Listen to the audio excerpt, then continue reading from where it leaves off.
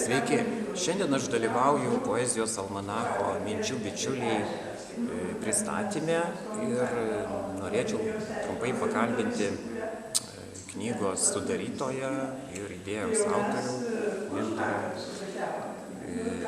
Gintaras pakvietė mus dalyvauti įvairius autorius almanache ir pristatyti savo kūrybą. Sakykit, kaip gimė mintis čia mus visus pakviesti, įvairius autorius, mes turim kiekvieną savo atskirą pasaulį ir minčių bičiuliai. Ar sunku buvo išrinkti pavadinimą? Sveiki. Tai pavadinimą išrinkti nebuvo sunku, nes aš Facebook'e esu kaip Gintaro mintis. Tai yra loginė seka, kad minčių bičiuliai, tai tie visi bičiuliai, kurie kartu su manim kuria, kurie rašo savo širdimi ir pateikia skaitytojui poeziją. Ir tai yra jau 4. mano sudarytas almanachas. Tiesiog pribrendo toks dalykas, kad reikėjo, kad gimtų vėl nauja knyga, nes tikrai yra labai nemažai draugų, pažįstamų, kurie kuria, rašo.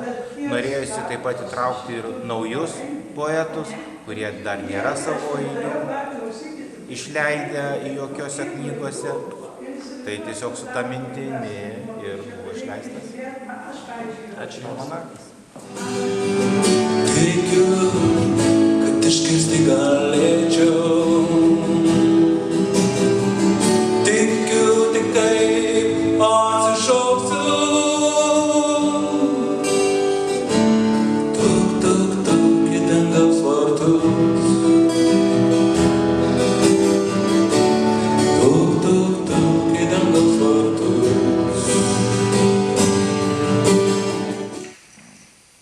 Išpažintis. Šalia tavęs vaiduoklis aš, Elgeta esu. Namų aš neturiu ir niekad neturėjau, bet visą amžių gyvenau, gyvenimą mylėjau.